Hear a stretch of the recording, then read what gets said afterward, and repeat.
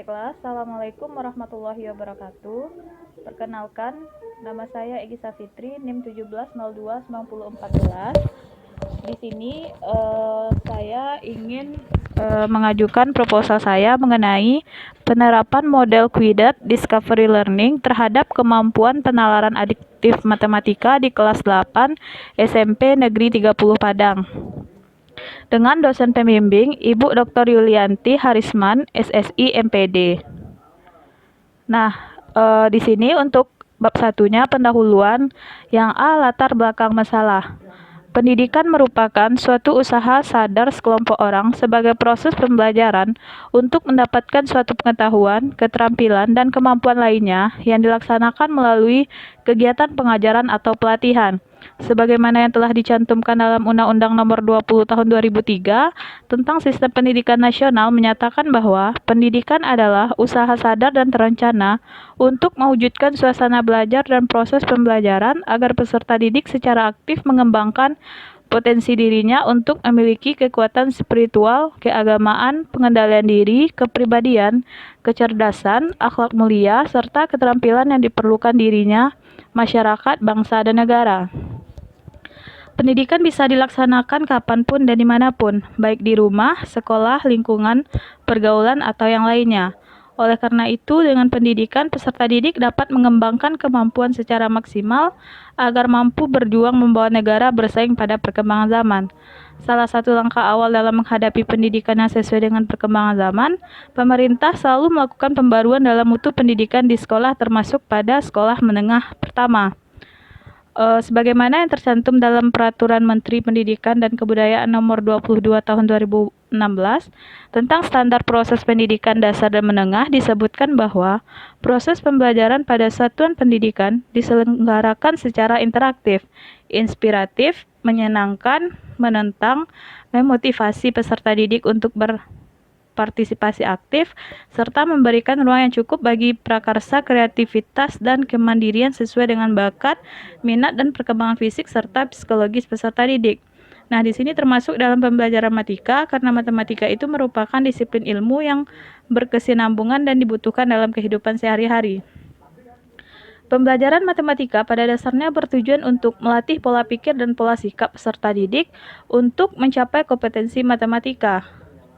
Kilpatrick dan kawan-kawan tahun 2001 halaman 5 menyatakan bahwa tujuan pembelajaran matematika adalah membentuk pola pikir peserta didik yang dapat diukur dari kemampuan atau kecakapan yang dimilikinya, yang disebut juga dengan kecakapan matematika atau mathematical proficiency. Terdapat 5 jenis kompetensi matematika peserta didik yang perlu dikembangkan dalam pembelajaran matematika di sekolah. Yang pertama, pemahaman konsep. Yang kedua, kelancaran berprosedural, kompetensi strategis, penalaran adiktif, dan berkarakter produktif. Nah, berdasarkan tujuan pembelajaran matematika yang telah disajikan, dapat dikatakan bahwa pengembangan dan pemanfaatan kemampuan penalaran adiktif peserta didik menjadi salah satu tujuan penting dalam pembelajaran matematika di sekolah yang harus dikuasai peserta didik untuk dipakai dalam menyelesaikan suatu permasalahan. Menurut Kilpatrick, tahun 2001 halaman 129, kemampuan penalaran adiktif merupakan kemampuan peserta didik untuk berpikir secara logis mengenai hubungan antara konsep dan situasi. Kemampuan penalaran adiktif melibatkan proses berpikir atau bernalar secara mendalam ketika menghadapi persoalan matematika. Persoalan penalaran ini dinyatakan dengan benar atau valid apabila hasil dari pengamatan yang diperoleh secara seksama dari berbagai alternatif dan menggunakan pengetahuan dalam memberikan penjelasan dan pembenaran suatu kesimpulan. Rendahnya kemampuan penalaran adiktif peserta didik karena dipengaruhi oleh beberapa faktor, diantaranya adalah masih sedikitnya pembelajaran yang terjadi di sekolah dengan menerapkan kemampuan bernalar peserta didik untuk menyelesaikan masalah selama proses pembelajaran berlangsung. Pada umumnya, pendidik hanya memberikan latihan sesuai contoh yang diberikan dan menyelesaikan persoalan matematika untuk mengukur sebatas di tingkat pemahaman peserta didik saja. Jarang atau sedikit sekali memberikan persoalan matematika yang mengharuskan penggunaan kemampuan seperti menganalisa, bernalar, berpikir kritis, dan kreatif sebagai alat untuk menyelesaikan. Penyebab lain kemampuan penalaran adiptif peserta didik masih rendah yaitu dikarenakan oleh model pembelajaran matematika yang dipakai, kebanyakan pendidik masih menggunakan model pembelajaran biasa. Penggunaan model tersebut menjadikan peran pendidik mendominasi dan peserta didik hanya pasif menerima informasi apa saja yang diberikan. Pembelajaran menggunakan model ini juga sedikit sekali menerapkan aktivitas peserta didik secara optimal, sehingga yang terjadi adalah selain mengakibatkan daya berpikirnya lemah, peserta didik pun menjadi kurang memiliki kreativitas yang tinggi dan bernalar terhadap penyelesaian persoalan matematika. Nah, berdasarkan dari persoalan tersebut, maka dikatakan bahwa kemampuan penalaran adiktif menjadi bagian penting yang harus dikembangkan dan dimiliki oleh peserta didik yang nantinya akan bermanfaat bagi masa depan peserta didik saat melanjutkan studi yang lebih lanjut. Oleh karena itu, diperlukannya pembelajaran matematika untuk dapat mengembangkan dan mengaplikasikan kemampuan tersebut dalam setiap tahapan proses pembelajarannya. Salah satu alternatif yang mungkin dapat dimanfaatkan untuk mencapai tujuan ini adalah menerapkan model penemuan terbimbing atau guided discovery learning dalam pembelajaran matematika. Model penemuan terbimbing merupakan suatu model pembelajaran yang menekankan proses berpikir secara kritis, analitis untuk mencari dan menemukan sendiri jawaban berupa konsep atau prinsip umum terhadap suatu bahan atau data yang disediakan dengan bimbingan pendidik. Model ini memberikan keleluasan bagi peserta didik untuk melakukan penyelidikan dan menarik suatu kesimpulan dengan menggunakan terkaan, intuisi, dan mencoba atau trial and error. Sesuai dengan pengalamannya sehingga peserta didik memiliki kesempatan untuk ikut berperan aktif selama proses pembelajaran. Pembelajaran dengan model penemuan terbimbing ini menempatkan peran pendidik hanya sebagai pendamping dengan memberikan bimbingan seperlunya kepada peserta didik dalam mencari dan menemukan suatu konsep atau pengetahuan. Nah, dengan bimbingan ini diharapkan dapat menstimulasi peserta didik untuk mulai berpikir dengan kemampuan bernalarnya. Kemudian, dengan proses penemuan yang dilakukan, akhirnya peserta didik mampu mengembangkan kemampuan penalaran adiptifnya sehingga dapat dimanfaatkan tidak hanya proses pembelajaran, melainkan juga dalam kehidupan sehari-hari. Berdasarkan uraian yang telah dikemukakan, perlu diadakannya penelitian untuk mengetahui penerapan model guided discovery learning terhadap kemampuan penalaran adiptif matematika di kelas 7 di kelas 8 SMP Negeri 30 Padang. Nah, untuk yang B, identifikasi masalahnya berdasarkan yang telah dijelaskan, maka yang pertama itu nilai matematika peserta didik masih banyak yang belum mencapai KKM. Yang kedua, partisipasi aktif peserta didik dalam pembelajaran masih kurang. Yang ketiga, rendahnya kemampuan penalaran adiptif peserta didik dilihat dari hasil jawaban peserta didik. Yang keempat, proses pembelajaran matematika masih terpusat pada pendidik. Untuk C, pembatasan masalah, berdasarkan identifikasi masalah di atas, maka pembatasan masalah dalam penelitian ini mengenai permasalahan model guided discovery learning terhadap kemampuan penalaran adiptif matematika peserta didik. Pembelajaran dibatasi pada penggunaan model guided discovery learning dalam pembelajaran matematika. Nah, untuk rumusan masalahnya, yaitu apakah kemampuan penalaran adiptif matematika peserta didik yang diajarkan dengan menerapkan model guided discovery learning lebih tinggi daripada kemampuan penalaran adiptif peserta didik yang diajarkan dengan pembelajaran konvensional kelas 8 SMP 30 Padang. Nah, untuk tujuan penelitian ini yaitu untuk mengetahui bahwa kemampuan penalaran adiptif matematika peserta didik yang diajarkan dengan menerapkan model guided discovery learning lebih tinggi daripada kemampuan penalaran adiptif peserta didik yang diajarkan dengan pembelajaran konvensional. Berdasarkan tujuan penelitian di atas, maka manfaatnya yang pertama bagi peserta didik merasa senang dengan adanya model guided discovery learning sehingga dapat lebih memahami pembelajaran matematika. Yang kedua, peserta didik merasakan bahwa pembelajaran lebih bermakna karena adanya penemuan ide-ide oleh peserta didik. Yang ketiga, dapat menciptakan suasana lingkungan kelas yang saling menghargai nilai-nilai ilmiah. nilai-nilai ilmiah dan termotivasi untuk lebih baik. Untuk bagi sekolahnya, yang pertama dapat memberikan penghargaan yang baik dalam rangka perbaikan proses pembelajaran untuk dapat meningkatkan prestasi peserta didik. Yang kedua, mendapatkan masukan tentang penelitian yang dapat memajukan sekolah. Untuk yang bab 2-nya, kerangka teoritis. Yang A, kajian teori. Yang pertama itu mengenai belajar dan pembelajaran matematika. Menurut Cronbach dalam Rianto, tahun 2012 halaman 5, belajar merupakan perubahan perilaku sebagai hasil dari pengalaman. Belajar adalah suatu proses yang ditandai dengan adanya perubahan pada diri seseorang yang dapat diindikasikan dalam berbagai bentuk seperti perubahan pengetahuan, pemahaman, sikap dan tingkah laku, kecakapan, keterampilan dan kemampuan, serta perubahan aspek lain yang pada individu yang belajar. Perubahan pada individu tersebut terjadi melalui pengalaman, yaitu berupa interaksi antara individu dengan lingkungan sebagai sumber belajarnya. Menurut Anthony Robbins dalam Trianto tahun 2010 halaman 15, belajar merupakan proses menciptakan hubungan antara pengetahuan yang telah dipahami dengan pengetahuan yang baru. Belajar bukanlah berangkat dari suatu yang benar-benar belum diketahui, tapi merupakan keterkaitan antara pengetahuan yang sudah ada dengan pengetahuan baru. Dalam Peraturan Menteri Pendidikan Nasional Nomor 41 Tahun 2007, pembelajaran adalah proses interaksi antara peserta didik dengan pendidik dan sumber belajar pada suatu lingkungan belajar. Pembelajaran merupakan bantuan yang diberikan pendidik agar terjadi proses pemerolehan ilmu dan pengetahuan, penguasaan kemahiran dan tabiat, serta pembentukan sikap pada peserta didik. Dengan kata lain, pembelajaran adalah proses untuk membantu peserta didik agar dapat belajar dengan baik.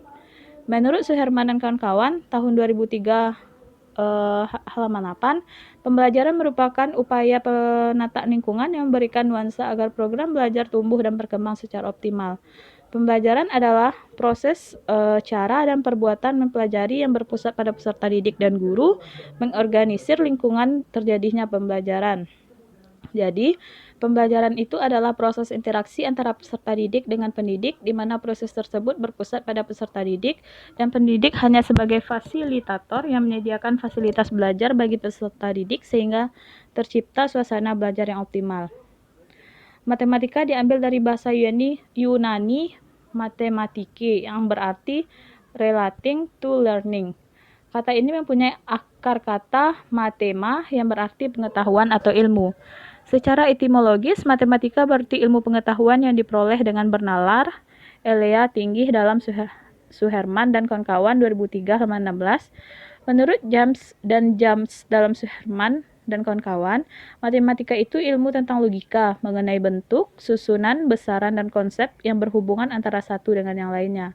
Jadi matematika itu adalah ilmu yang berkenaan dengan ide atau konsep abstrak yang tersusun secara hierarkis sehingga dibutuhkan penalaran dalam membuat kaitan antara suatu konsep dengan konsep yang lain.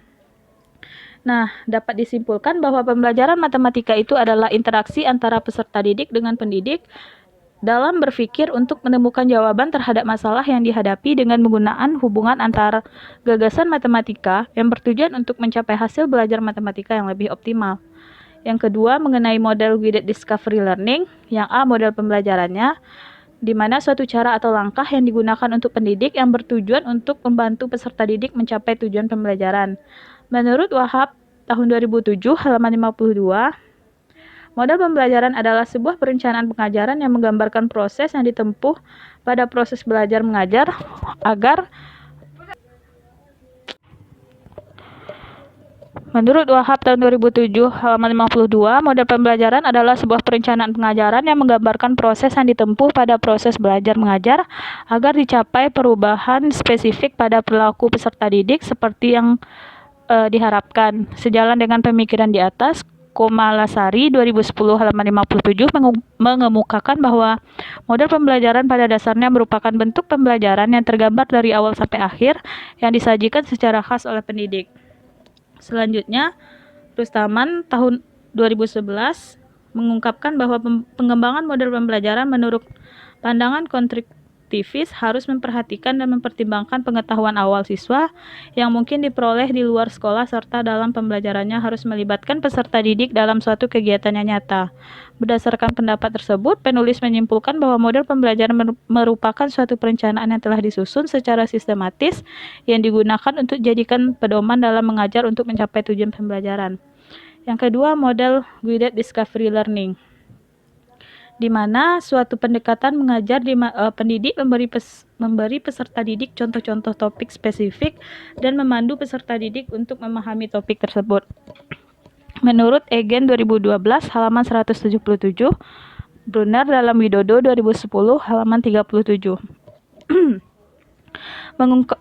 Mengungkapkan bahwa belajar penemuan sesuai dengan pencarian pengetahuan secara aktif oleh manusia dan dengan sendirinya memberikan hasil yang paling baik, berusaha sendiri untuk mencari pemecahan masalah serta pengetahuan yang menyertainya, menghasilkan pengetahuan yang benar-benar bermakna. Menurut Sapriati ada dua macam atau jenis pembelajaran penemuan, yaitu model pembelajaran penemuan murni atau free discovery dan model pembelajaran penemuan terarah atau penemuan terbimbing guided discovery learning. Model pembelajaran murni merupakan model pembelajaran penemuan tanpa adanya petunjuk atau arahan, sedangkan model pembelajaran penemuan terarah atau terbimbing merupakan model pembelajaran yang membutuhkan peran guru sebagai fasilitator dalam proses pembelajaran. Pembelajaran penemuan terbimbing lebih banyak diterapkan dibandingkan pembelajaran penemuan murni, karena dalam pembelajaran penemuan terbimbing, guru akan memberikan petunjuk kepada siswa sehingga siswa akan lebih terarah dalam rangka mencapai tujuan yang telah ditetapkan. Menurut Egen tahun 2012 halaman 201, selain mendorong pemahaman materi secara mendalam dan mengembangkan pemikiran peserta didik, model temuan terbimbing bisa efektif untuk meningkatkan motivasi peserta didik. Karena tingkat keterlibatan tinggi, jaminan keberhasilan, dan misteri merupakan ciri-ciri dari pelajaran saat model temuan terbimbing digunakan. Semua itu berkontribusi pada motivasi pembelajaran. Berdasarkan beberapa pendapat di atas, penulis menyimpulkan bahwa model guided discovery learning merupakan model pembelajaran yang di dalam pelaksanaan peserta didik berpikir sendiri sehingga dapat menemukan sebuah konsep teori pemecahan masalah berdasarkan bimbingan atau arahan dari guru. Kelebihan dan kekurangan model guided discovery learning. Di dalam setiap model pembelajaran pasti ada keuntungan dan kekurangannya. Nah, begitu juga dengan model penemuan terbimbing ini. Menurut Marzano dalam Markaban 2008, kelebihan dari model penemuan terbimbing ini yang pertama, peserta didik dapat berpartisipasi aktif dalam pembelajaran yang disajikan. Yang kedua, penumbuhkan sekaligus menanamkan sikap inquiry atau mencari atau menemukan. Yang ketiga, mendukung kemampuan problem solving peserta didik. Yang keempat, memberikan wahana interaksi antara peserta didik maupun peserta didik dengan pendidik. Dengan demikian, peserta didik juga terlatih untuk menggunakan bahasa Indonesia yang baik dan benar. Materi yang dipelajari dapat mencapai tingkat kemampuan yang tinggi dan lebih lama membekas karena peserta didik dilibatkan dalam proses menemukannya. Nah, penemuan terbimbing ini membuat peserta didik dapat lebih mengenal sains dan teknologi karena peserta didik mendapatkan kesempatan untuk berperan aktif dalam pembelajaran sesuai dengan kemampuan intelektualnya melalui bimbingan dari pendidik. Sementara kekurangannya, yang pertama, untuk materi tertentu waktu yang tersita lebih lama. Tidak semua pendidik dapat mengikuti pelajaran dengan cara ini. Tidak semua topik cocok disampaikan dengan model ini. Nah, jadi berdasarkan pendapat para ahli, penulis menyimpulkan bahwa kelebihan model guided discovery learning adalah peserta didik dapat menjadi lebih aktif dalam kegiatan pembelajaran dan peserta didik dapat memiliki kemampuan untuk membuat konsep tentang materi yang telah diajarkan. Langkah-langkah model guided discovery learning. Yang pertama, ada yang namanya stimulation. Pelajar dihadapkan pada suatu masalah sehingga menimbulkan kebingungan dan timbul keinginan untuk menyelidiki sendiri. Yang kedua, problem statement atau pernyataan atau identifikasi masalah. Pendidik memberi kesempatan kepada peserta didik untuk mengidentifikasi sebanyak mungkin agenda-agenda masalah yang relevan. Yang ketiga, data collection atau pengumpulan data. Pendidik memberi kesempatan kepada peserta didik untuk mengumpulkan informasi. Yang keempat, data processing atau pengolahan data, yaitu mengolah data dan informasi yang diperoleh. Ada yang namanya verification atau pembuktian. Peserta didik melakukan pemeriksaan secara cermat untuk membuktikan kebenaran. Ada generalization, menarik kesimpulan. Selanjutnya terakhir ada yang namanya implementasi model guided discovery learning. Nah, coba perhatikan tabel 2.1 yaitu yang pertama itu kan tadi stimulation. Pendidik memberikan permasalahan dan selanjutnya memberikan generalisasi supaya peserta didik ingin menyelidiki sendiri permasalahan tersebut. Sedangkan peserta didiknya menyelesaikan permasalahan yang diberikan pendidik dengan mengaitkan pengalaman konsep dan pengetahuan yang telah dipelajari. Yang untuk problem statement-nya, pendidik memberikan kesempatan peserta didik mengidentifikasi sebanyak mungkin agenda masalah yang relevan, yaitu peserta didiknya mengidentifikasi dan menganalisa permasalahan yang mereka hadapi. Jadi pada tabel 2.1 ini adalah bagaimana implementasi model guided discovery learning terhadap pembelajaran matematika untuk memperinci dari penjelasan di atas. Selanjutnya yaitu mengenai pembelajaran konvensional, di mana merupakan model yang digunakan guru dalam pembelajaran sehari-hari dengan menggunakan model yang bersifat umum, bahkan tanpa menyesuaikan model yang tepat berdasarkan sifat dan karakteristik dari materi pembelajaran yang dipelajari. Trianto 2007 halaman 1 mengatakan bahwa pada pembelajaran konvensional, suasana kelas cenderung teacher center, sehingga siswa menjadi pasif, siswa tidak diajarkan model belajar yang dapat memahami bagaimana belajar, berpikir, dan memotivasi diri. Nah, lebih lanjut, Wortham dikutip Wardarita 2010 halaman 54 mengemukakan bahwa pembelajaran konvensional memiliki karakteristik tertentu, yaitu tidak kontekstual, tidak menantang, pasif, dan bahan pembelajarannya tidak didiskusikan dengan pembelajar. Wardarita menyimpulkan bahwa pembelajaran konvensional tradisional atau parsial ialah pembelajaran yang membagi bahan ajar menjadi unit-unit kecil dan penyajian bahan ajar antar materi yang satu terpisah dengan materi yang lain. Nah, dalam proses belajar mengajar, guru lebih mendominasi. Hal ini merupakan sifat alami manusia untuk menyesuaikan lingkungan kehidupannya. Selanjutnya ada teori belajar yang relevan dengan model guided discovery learning. Yang pertama itu adalah teori pembelajaran konstruktivisme. Teori pembelajaran konstruktivisme ini menyatakan bahwa perkembangan kognitif seseorang merupakan suatu proses individu secara aktif membangun sistem arti pemahaman dan realita melalui pengalaman dan interaksi baik antar individu maupun dengan lingkungan menurut Trianto 2007. Hal ini terpenting dari teori ini adalah apabila peserta didik ingin mendapatkan informasi yang kompleks agar tertanam di benaknya, maka peserta didik itu sendiri harus menemukan dan mentransformasikan informasi kompleks tersebut. Jadi berdasarkan uraian di atas dapat disimpulkan bahwa inti dari teori pembelajaran konstruktivisme ini lebih menekankan pada peserta didik untuk aktif mengkonstruksi atau membangun pengetahuannya sendiri. Yang kedua ada teori Jerome Branner. Teori ini dikenal dengan istilah pembelajaran penemuan, di mana menindaklanjuti teori belajar konstruktivisme yang menyatakan bahwa peserta didik harus aktif di dalam kelas. Proses aktif tersebut dapat dilakukan dengan cara melalui suatu pembelajaran penemuan, di mana peserta didik mengorganisasi bahan yang dipelajari dengan suatu bentuk akhir. Prosedur ini berbeda dengan jenis pembelajaran penerimaan, di mana pendidik menerangkan semua informasi dan peserta didik harus mempelajari semua bahan atau informasi tersebut. Brunner menyatakan tentang pembelajaran yang seharusnya dilakukan di sekolah sebagai berikut. Belajar akan lebih bermakna bagi peserta didik jika mereka memusatkan perhatiannya untuk memahami struktur materi yang dipelajari.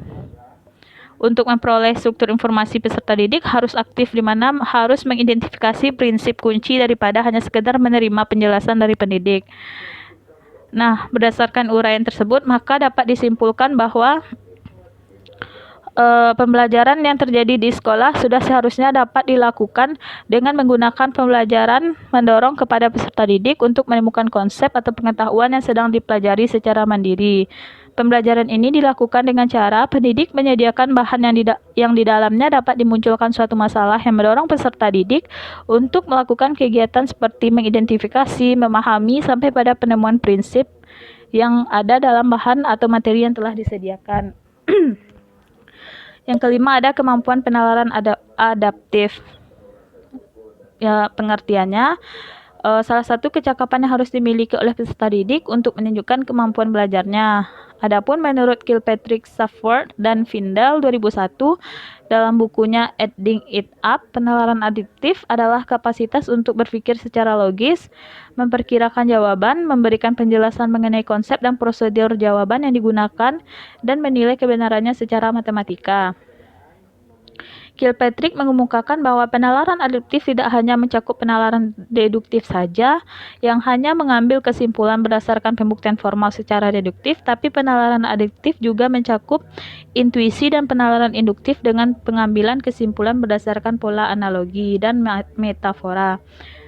Berdasarkan pernyataan tersebut bahwa penalaran adaptif memiliki cakupan yang lebih luas dibandingkan penalaran pada umumnya yang hanya mencakup penalaran induktif dan deduktif saja.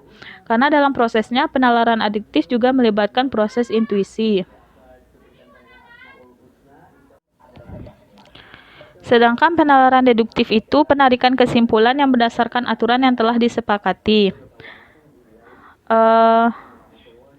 Beberapa kegiatan yang tergolong pada penalaran induktif. Yang pertama itu menarik kesimpulan dari satu kasus atau sifat yang bersifat khusus yang kemudian diterapkan pada kasus khusus yang lainnya. Yang kedua, penarikan kesimpulan berdasarkan keserupaan data atau proses. Yang ketiga, penarikan kesimpulan umum berdasarkan sejumlah data yang teramati. Yang keempat, memperkirakan jawaban. Dan yang kelima, memberikan penjelasan terhadap model, fakta, sifat, hubungan, atau pola yang ada. Yang keenam, menggunakan pola hubungan untuk menganalisis situasi dan menyusun konjektur. Sementara kegiatan yang tergolong penalaran deduktif itu diantaranya yang pertama, melaksanakan perhitungan berdasarkan aturan atau rumus tertentu. Yang kedua, menarik kesimpulan. Yang ketiga, menyusun pembuktian langsung, pembuktian tak langsung, dan pembuktian dengan induksi matematika.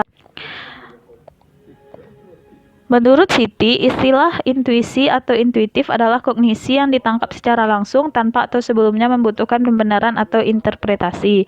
Pengetahuan intuisi ini jenis pengetahuan yang tidak didasarkan pada bukti empiris yang cukup atau argumen logis yang ketat dan meskipun seperti itu tetap diterima dengan jelas. Nah, berdasarkan beberapa pendapat, dapat disimpulkan bahwa kemampuan intuisi itu proses atau kegiatan untuk menduga, menetapkan sesuatu tanpa terlebih dahulu melakukan pembuktian atau penjelasan secara formal. Yang B, indikator kemampuan penalaran adaptif. Yang pertama itu mengajukan dugaan, melakukan manipulasi matematik, menarik kesimpulan,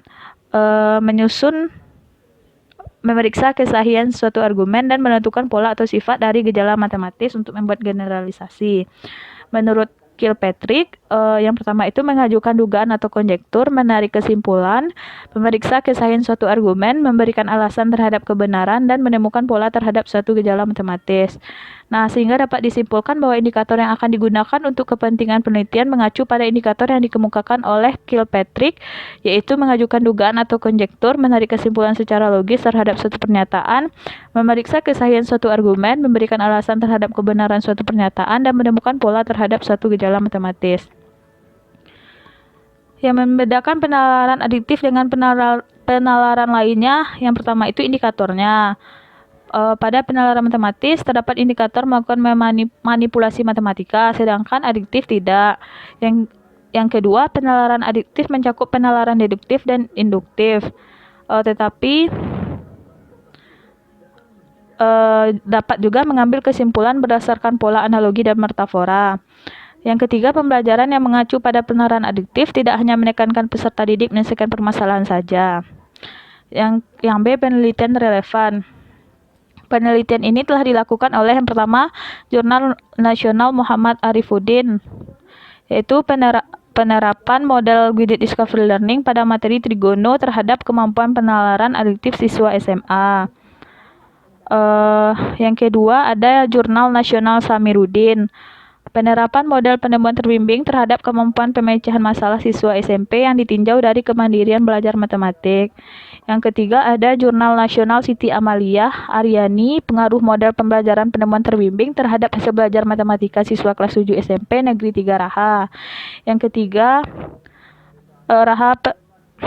Yang keempat, penelitian yang dilakukan oleh Ruminda Hutagalung pada tahun 2017 yang berjudul Peningkatan Kemampuan Pemahaman Konsep Matematis Siswa melalui Pembelajaran Guided Discovery Berbasis Budaya TOBA di SMP Negeri 1 Tuka. Yang C-nya itu adalah kerangka konseptual.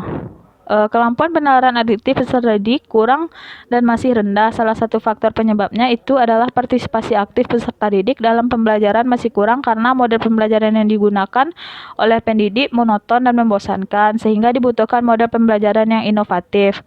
Salah satunya yaitu adalah model Guided Discovery Learning. Melalui model ini, peserta didik dapat meningkatkan kemampuan penalaran adiktifnya dari hasil belajar dan dapat mengubah pemikiran belajar matematika itu sulit. Dengan demikian, model ini meningkatkan kemampuan penalaran adiktif peserta didik. Nah, untuk kerangka konseptualnya secara keseluruhan dapat diamati pada gambar 2.1 ini. Rendahnya kemampuan penalaran adiktif matematika peserta didik sehingga dibutuhkan model yang tepat, di mana peserta didik yang menggunakan model Guided Discovery Learning dan peserta didik yang menggunakan pembelajaran biasa. Selanjutnya ada hipotesis penelitian. Berdasarkan kerangka pikir dan anggapan dasar, maka hipotesis dari penelitian ini adalah kemampuan penalaran adiktif matematika peserta didik yang diajarkan dengan penerapan model Guided Discovery Learning lebih tinggi daripada kemampuan penalaran adiktif peserta didik yang diajarkan dengan pembelajaran konvensional kelas 8 SMP 30 Padang. Selanjutnya bab 3 yaitu metode penelitiannya. Yang A, jenis dan pendekatan penelitian. Nah, menurut Hari Kunto, penelitian eksperimen semu merupakan penelitian yang dimaksudkan untuk mengetahui ada tidaknya akibat dari suatu yang dikenakan dari subjek selidik.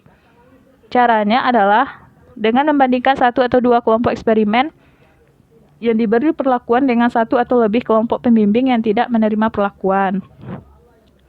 Dalam penelitian ini, sampel diambil dua kelas eksperimen dan kontrol yang diberikan perlakuan berbeda. Untuk kelas eksperimen dilakukan pembelajaran dengan model Guided Discovery Learning, sedangkan kelas kontrol tidak menggunakan model Guided Discovery Learning. Rancangan penelitian yang digunakan dalam penelitian ini adalah Randomized Control Group Only Design menurut Surya Brata. Nah, di sini kelasnya ada eksperimen kontrol, perlakuannya itu ada pembelajaran yang menerapkan model pembelajaran Guided Discovery Learning, yang O-nya ini pembelajaran menerapkan model pembelajaran biasa. Untuk post-testnya yaitu tes akhir kemampuan penalaran adiktif yang diberikan pada kelas eksperimen dan kelas kontrol. Selanjutnya ada populasi dan sampel. Yang pertama untuk populasinya yaitu populasi dalam penelitian ini adalah peserta didik kelas 8 SMP 30 Padang tahun pelajaran 2019-2020, di mana dalam tabelnya yaitu kelas 85 ada 32 peserta didik, 86 32 peserta didik, 87 32 peserta didik, kelas 88 ada 30 peserta didik. Jadi jumlah peserta didiknya itu adalah 126. Itu sumbernya adalah Tata Usaha SMP 30 Padang. Sedangkan untuk sampelnya sendiri adalah bagian dari populasi yang diteliti untuk memperoleh data yang diperlukan. Sampel yang dipilih dalam penelitian haruslah menggambarkan seluruh karakteristik dari populasi. Mengingat jumlah populasi cukup banyak dan juga karena keterbatasan waktu, dana maupun tenaga yang ada, maka tidak semua populasi diambil dalam penelitian ini. Untuk itu perlu dilakukan penarikan sampel. Sesuai dengan rancangan penelitian, maka dibutuhkan dua sebagai kelas sampel yang terdiri dari atas kelas eksperimen dan kontrol. Pengambilan kelas sampel dilakukan dengan langkah yang pertama mengumpulkan nilai ujian tengah semester 1 seluruh peserta didik kelas 85 sampai 88 SMP 30 Padang. Yang kedua dilakukan uji normalitas dengan tujuan mengetahui apakah populasi berdistribusi normal atau tidak.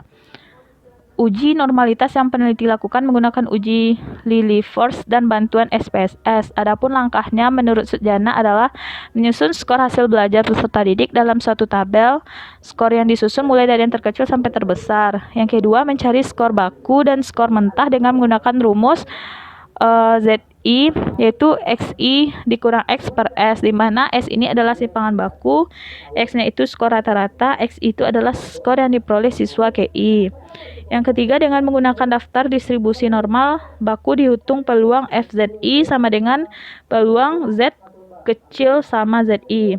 Yang keempat, menghitung harga S, mana yaitu proporsi skor baku yang lebih kecil atau sama dengan ZI dengan rumus SZI sama dengan banyaknya Z1, Z2 sampai Zkn yang kecil sama Z dibagi dengan N.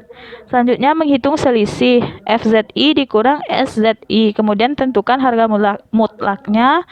Selanjutnya ambil harga mutlak terbesar dari harga mutlak selisih tersebut. Misalkan harga tersebut dengan L0, maka dibandingkan harga L0 dengan nilai kritis L yang ada dalam tabel pada taraf nyata yang dipilih. Kriteria pengujian, jika L0 kecil dari L tabel berarti data tersebut berdistribusi normal. Jika L0-nya besar dari L tabel berarti data tidak berdistribusi normal. Selanjutnya baru kita lakukan uji homogenitas variansi yang bertujuan untuk melihat apakah populasi mempunyai variansi yang homogeni atau tidak. Uji homogenitas variansi bisa dilakukan dengan menggunakan uji Bartlett. Adapun langkahnya, yang pertama itu kita harus menghitung variansi. Setelah itu baru kita buat tabel uji Bartlett-nya. Seperti tabel 3.3 harga satuan uji Bartlett. Nah, selanjutnya baru kita hitung variansi gabungannya dengan rumusnya S kuadrat sigma dari I1 sampai 9 NI dikurang 1 dikali SI kuadrat dibagi dengan NI dikurang 1. Setelah itu baru kita hitung harga satuannya dengan rumus B sama dengan log S kuadrat dikali sigma I ke 1 sampai 9 NI dikurang 1. Setelah itu baru kita lakukan uji Bartlett-nya.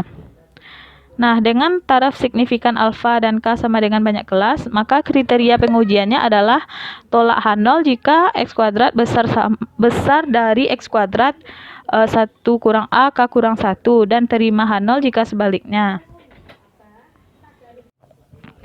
Nah, selain itu, dengan menggunakan uji Bartlett, pengujian homogenitas dapat dilakukan dengan menggunakan software SPSS dengan melihat tabel Test of Homogeneity of Variance. H0 yaitu semua populasi variansi yang homogen, H1 tidak semua populasi mempunyai variansi homogen. Nah, dengan pengambilan keputusan, jika X kuadrat yang dihitung besar dari X kuadratnya tabel, atau probabilitasnya itu adalah kecil dari 0,05, maka H0-nya ditolak. Jika jika X kuadrat hitung kecil dari X kuadrat tabel atau probabilitasnya besar dari 0,5, maka H0-nya itu diterima. Selanjutnya melakukan uji kesamaan rata, di mana apabila populasi berdistribusi normal dan memiliki variansi yang homogen, maka dapat dilakukan uji kesamaan rata atau dengan ANOVA, yaitu Analysis of Variance satu arah. Dengan cara kita harus membuat tabel pengamatan terhadap data. Seperti tabel 3.4 ini adalah hasil pengamatan sampel acak. Nah, selanjutnya kita hitung jumlah kuadrat, di mana jumlah kuadrat totalnya itu adalah JKT-nya sigma I sama dengan 1 sampai K, J sama dengan 1 sampai N, XIJ kuadrat dikurang T kuadrat dibagi dengan N, di mana I-nya itu adalah 1, 2 sampai K, J-nya itu 1, 2 sampai N. Jumlah kuadrat nilai tengah kolomnya itu adalah JKK, dapat dicari dengan rumus T1 kuadrat dibagi dengan NI kuadrat dikurang T kuadrat per N, di mana J-nya itu adalah 1, 2 sampai K. Nah, selanjutnya baru kita buat tabel analisis variansi satu arah. Seperti tabel 3.5 ini adalah hasil pengamatan K sampel acak. Bisa dilihat. Nah, selanjutnya baru kita hitung F hitung dan F tabel. Di mana kita harus membandingkan harga F hitung dengan harga F tabel. Di mana untuk keputusannya, jika F hitung kecil dari F tabel atau probabilitasnya besar dari 0,05, maka H0-nya ditolak. Jika F hitung besar dari F tabel atau probabilitasnya kecil dari 0,05, maka H0-nya diterima. Nah, untuk uji kesamaan rata juga dapat dilakukan dengan menggunakan bantuan SPSS. Selanjutnya baru kita tentukan sampel. Setelah dilakukan uji normalitas, baru uji homogenitas dan uji kesamaan rata. Maka untuk pengambilan sampel dipilih 2 kelas secara acak.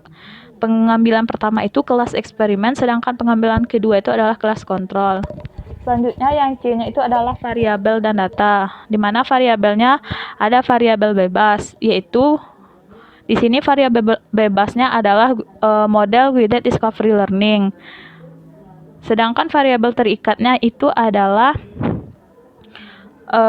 kemampuan dari penalaran aduktif. Selanjutnya yang kedua itu ada data, di mana jenis datanya itu ada data primer, yaitu data yang diperoleh langsung dari sampel yang akan diteliti oleh peneliti, di mana dalam penelitian ini data primernya itu adalah data hasil kemampuan penalaran aduktif peserta didik, kelas eksperimen, dan kelas kontrol. Sedangkan data sekundernya itu adalah hasil nilai ujian tengah semester 1 Matematika kelas 8 SMP 30 Padang.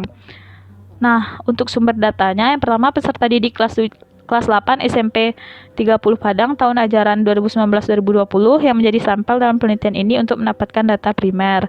Yang kedua, tata usaha dan guru mata pelajaran Matematika kelas 8. Untuk prosedur penelitiannya, yang pertama itu ada tahap persiapan. Yang pertama itu kita lakukan observasi dan wawancara dengan pendidik Matematika SMP 30 Padang untuk mengetahui proses belajar yang telah terlaksana serta meminta data awal berupa nilai ujian tengah semester 1. Yang kedua baru menetapkan jadwal dan sampel penelitian. Yang ketiga baru mempersiapkan perangkat pembelajaran dapat berupa RPP, bahan ajar atau LKPD sebagai pedoman dalam proses pengajaran matematika. Yang keempat baru mempersiapkan alat-alat peraga dan alat pendukung lainnya yang sesuai dengan materi ajar. Selanjutnya mempersiapkan instrumen pengumpulan data, yaitu kisi-kisi soal uji coba tes, kunci jawaban soal uji coba tes. Yang keenam baru memvalidasi semua perangkat penelitian yang diperlukan dalam penelitian kepada validator dan 1 orang pendidik mata pelajaran. Yang ketujuh menyelesaikan segala administrasi, dan ke-8 melaksanakan uji coba. Tahap pelaksanaannya bisa dilihat pada tabel 3.6, yaitu deskripsi untuk pendahuluan. Deskripsi kegiatannya itu adalah yang pertama pemusatan perhatian, pendidik memberikan salam, pendidik melakukan tanya jawab, pendidik menceritakan manfaat mempelajari materi persamaan garis lurus, dan peserta didik menyimak, serta peserta didik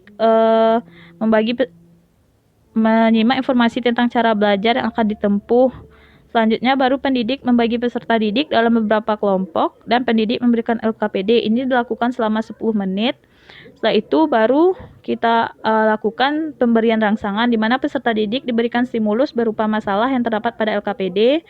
Peserta didik diberikan kesempatan dengan memintanya untuk menanyakan rasa ingin tahu, dan peserta didik diberikan motivasi, serta peserta didik diminta mengamati ilustrasi 1 dalam LKPD, dilakukan juga dalam 10 menit.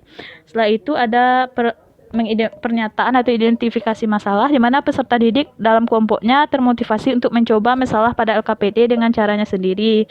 Selanjutnya peserta didik menulis informasi dan seluruh pertanyaan pada LKPD pada pertemuan 1, dan peserta didik dibimbing pendidik agar terlibat aktif, dilakukan juga selama 15 menit. Setelah itu baru kita masuk kepada kegiatan inti, yaitu untuk mengumpulkan data. Peserta didik dalam kelompok mencoba membaca dan mengumpulkan informasi yang berhubungan dengan jawaban dari pertanyaan yang ada dalam LKPD. Setelah itu peserta didik dalam kelompoknya bersama membahas soal yang terdapat dalam LKPD, lalu menuliskan informasi tentang materi pola bilangan, dan salah satu kelompok mempresentasikannya, dilakukan selama 15 menit. Setelah itu baru kita olah datanya dengan cara peserta didik dapat dalam kelompoknya mencoba mengolah data yang telah didapatkan dengan cara diskusi, dilakukan juga selama 15 menit. Baru pembuktiannya, peserta didik di dalam kelompoknya mendiskusikan serta memverifikasi hasil yang sudah diperoleh, dilakukan 10 menit. Dan setelah itu baru kita tarik kesimpulan, di mana kita mengulas kembali mengenai materi persamaan garis lurus, juga dilakukan selama 10 menit. Baru menutup, di mana dalam menutup ini setiap kelompok diberikan penghargaan berkaitan dengan aktivitas. Pendidik menanyakan apa bisa dipahami pembelajarannya, dan selanjutnya diberikan juga soal kuis selama 5 menit. Nah, pada tabel 3.8, tahapan pelaksanaan prosedur penelitian kelas kontrol. Untuk pendahuluan Juga yang pertama itu adalah pemusatan perhatian, pendidik memberikan salam, melakukan tanya jawab, dan menceritakan manfaat mempelajari materi garis lurus. Peserta didik menyimak tujuan pembelajaran, menyimak informasi tentang cara belajar yang akan ditempuh, dan membagi peserta didik dalam bentuk kelompok. Pendidik memberikan LKPD, dilakukan juga selama 10 menit. Selanjutnya juga pada kegiatan intinya, peserta didik diberikan stimulus berupa masalah yang terdapat pada LKPD. Peserta didik diberikan kesempatan dengan memintanya untuk menanyakan pertanyaan. Selanjutnya peserta didik diberikan motivasi dan diminta mengamati LKPD. Itu juga dilakukan selama 10 menit. Selanjutnya, peserta didik dalam kelompoknya termotivasi mencoba masalah pada LKPD dan peserta didik menulis informasi yang diperolehnya serta peserta didik dibimbing supaya terlibat aktif. Dilakukan juga selama 15 menit. Setelah itu peserta didik dalam kelompok mencoba membaca, mengumpulkan informasi. Setelah itu peserta didik dalam kelompoknya membahas soal yang ada. Peserta didik menulis informasi tentang materi dan salah satu kelompok mempresentasikannya. Itu juga dilakukan selama 15 menit. Setelah itu peserta didik dan kelompoknya mengolah data, dilakukan 15 menit. Peserta didik dalam kelompoknya mendiskusikan, lakukan selama 10 menit, dan salah satu kelompok mempresentasikannya, serta meminta peserta didik menyampaikan pendapatnya tentang kesimpulan. Jadi juga dilakukan selama 10 menit. Jadi untuk penutupnya setiap kelompok diberikan penghargaan, jadi hampir sama dengan yang di atas. Nah, sedangkan untuk tahap penyelesaiannya, memberikan tes akhir penelitian secara individu yang tujuannya untuk memperoleh data skor hasil belajar. Yang kedua, mengolah data. Dan yang ketiga, memberikan kesimpulan. Untuk instrumen penelitiannya, yang pertama itu adalah tes kemampuan penalaran adiktif, di mana tes ini alat atau prosedur yang digunakan untuk mengetahui atau mengukur suatu dalam suasana, cara atau aturan yang sudah ditentukan. Tes yang dilakukan yaitu dalam bentuk kemampuan penalaran adiktif peserta didik yang digunakan untuk mengukur kemampuan penalaran adaptif setelah diajarkan dengan model guided discovery learning. Bentuk soal yang digunakan itu soal uraian, di mana disusun berdasarkan indikator kemampuan penalaran adaptif. Nah, selanjutnya pada tabel 3.8 yaitu rubrik penskoran uraian kemampuan penalaran adaptif. Nah, di sini ada indikatornya itu mengajukan dugaan, menarik kesimpulan, memeriksa kesahihan suatu argumen, memberikan alasan terhadap kebenaran suatu pernyataan, menemukan pola terhadap suatu gejala matematis. Tingkat satunya itu ada siswa tidak mampu menyajikan dugaan, yang level 2-nya mampu menyajikan dugaan dalam bentuk representasi matematis yang tepat. Yang ketiga, sedikit kekurangannya. Yang keempat, bisa dengan tepat dan benar. Yang menarik kesimpulannya, level 1 tidak memberikan kesimpulan. Yang kedua, sudah menggunakan kesimpulan. Yang ketiga, menggunakan kesimpulan dari suatu pernyataan yang benar. Sedangkan yang keempatnya sudah mulai lengkap. Yang memeriksa kesahihan ini tidak mengaplikasikan konsep. Kalau yang level 2-nya masih banyak kesalahan. Yang ketiganya mampu mengaplikasikan konsep, sedikit kekurangan. Yang keempat ini adalah bisa mengaplikasikan konsepnya secara benar.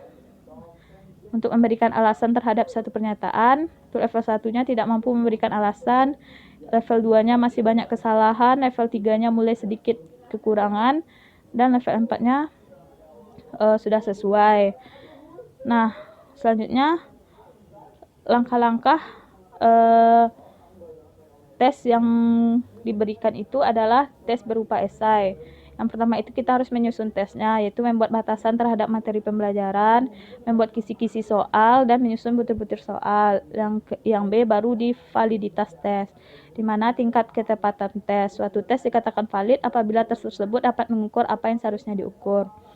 Untuk mengukur valid atau tidaknya, suatu tes cukup dianalisis dengan validitas isi atau validitas kurikulum. Menurut Ari Kunto, sebuah tes dikatakan memiliki validitas isi apabila tujuan khusus yang sejajar dengan materi atau isi pembelajaran yang diberikan. Setelah itu baru kita lakukan uji coba. Sebelum tes dipakai dalam penelitian, terlebih dahulu tes harus diuji cobakan. Selanjutnya baru analisis item soal. Setelah diuji coba laksanakan, baru dianalisis soal untuk melihat baik tidaknya suatu soal. Nah, setelah itu dalam melakukan analisis item itu ada yang namanya daya pembeda soal, yaitu kemampuan suatu butir soal dapat membedakan antara peserta didik yang telah menguasai materi yang ditanyakan. Daya pembeda soal ditentukan dengan mencari indeks pembeda soal esai dengan cara yang pertama itu kita data diurut dari data tertinggi sampai terendah, baru diambil 27% dari kelompok yang mendapat nilai tinggi dan 27% dari kelompok yang mendapat nilai rendah. Yaitu cara mencari indeks pembeda soalnya, IP-nya atau indeks pembeda soalnya itu adalah M1 dikurang M2 dibagi dengan akar sigma XT kuadrat ditambah sigma XR kuadrat per N dikali N kurang 1. Di mana M1 itu rata-rata skor kelompok tinggi, M2 rata-rata skor kelompok rendah, sigma XT kuadrat itu jumlah kuadrat deviasi skor kelompok tinggi, sigma XT kuadrat jumlah kuadrat deviasi skor kelompok tinggi. Dan N itu adalah 27% dikali N dengan N itu banyak peserta tes. Suatu soal memiliki daya pembeda yang signifikan jika IP-nya hitungnya itu kecil dari IP tabel dengan derajat bebasnya dV-nya sama dengan NT kurang 1 ditambah NR kurang 1 dengan RN sama dengan NT sama dengan 27% dikali N.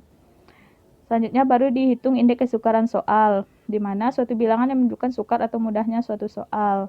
Dapat dilakukan dengan IK sama dengan D1 tambah D2 per 2MN dikali 100%. Dengan D1 itu jumlah skor dari kelompok tinggi, D2 itu jumlah kelompok dari rendah, M itu skor setiap soal jika benar, dan N itu banyak peserta tes. Nah, di sini pada tabel 3.10 itu adalah klasifikasi tingkat kesukaran soal. Selanjutnya ada reliabilitas. Setelah itu baru kita ukur apakah tes tersebut dapat dipercaya dengan rumus R11 yaitu N per N kurang 1 dikali 1 dikurang sigma variansi 1 dikuadratkan per variansi 1 kuadrat. Nah, dengan variansi kelompoknya itu variansi banyak soal sama dengan sigma jumlah skor tiap butir dikuadratkan dikurang jumlah variansi skor setiap soal dibagi dengan banyak peserta per banyak peserta. Dengan variansi total itu adalah rumusnya variansi total sama dengan banyak soal per banyak butir. Jadi dapat dilihat pada tabel 3.11 itu adalah kriteria reliabilitas soal. Selanjutnya teknik pengumpulan data, di mana untuk pengumpulan datanya itu pencatatan peristiwa atau hal atau keterangan atau karakteristik sebagian atau seluruh elemen populasi yang akan menunjang atau mendukung penelitian. Untuk teknik pengolahan datanya itu setelah dikumpulkan, data yang telah dikumpulkan dan telah diolah. Pengolahan data merupakan kegiatan terpenting dalam proses penelitian. Pengolahan data yang penulis lakukan adalah dengan mengurutkan terlebih dahulu data yang telah diskorsing dari yang terendah sampai yang tertinggi. Setelah itu baru penulis mengolah data dengan menggunakan bantuan aplikasi SPSS. Untuk teknik penyajian datanya, data mentah yang diperoleh dari proses pengumpulan data belum terurut dan teratur, sehingga perlu disajikan dalam bentuk tabel agar lebih teratur dan memudahkan untuk penggunaan pengolahan data. Selanjutnya ada teknik analisis data. Untuk tes akhirnya dapat dilakukan dengan uji normalitas yang bertujuan melihat apakah data sampel berdistribusi normal atau tidak. Selanjutnya ada uji homogenitas, di mana melihat apakah kedua kelompok data mempunyai yang homogen atau tidak untuk menguji kesamaan variansi. Setelah itu baru kita cari variansi masing-masing data, kemudian dihitung dengan F dengan rumus F sama dengan S1 dikuadratkan per S2 dikuadratkan. Setelah itu baru kita lakukan uji hipotesis yang bertujuan membuktikan apakah hipotesis itu ditetapkan memang benar atau tidak, yaitu dengan H0 μ1 kecil sama μ2, H1-nya itu adalah μ1 besar dari μ2. Dengan μ1 dan μ2 itu adalah rata-rata kemampuan penalaran adaptif peserta didik pada kelas eksperimen dan kelas kontrol. Dari data tes akhir dilakukan normalitas dan homogenitas dengan uji statistik dengan rumus T sama dengan X1 dikurang S2 per S akar 1 per N1 tambah 1 per N2, dengan S kuadratnya itu adalah N1 kurang 1 dikali S1 kuadrat ditambah N2 kurang 1 dikali S2 kuadrat per N1 tambah N2 dikurang 2. Jadi untuk kriteria pengujian Arnold diterima jika T hitung kecil dari tabel yang dilihat pada daftar distribusi T dengan derajat kebebasan df-nya itu sama dengan N1 tambah N2 dikurang 2 dan peluang 1 dikurang alfa. Hipotesis 0 ditolak jika T hitungnya itu besar sama dari T tabel. Dilihat pada tabel daftar distribusi T dengan derajat kebebasan df-nya sama dengan N1 tambah N2 kurang 2 pada taraf signifikan 0,05. Mungkin sekian dari proposal yang saya ajukan, yaitu mengenai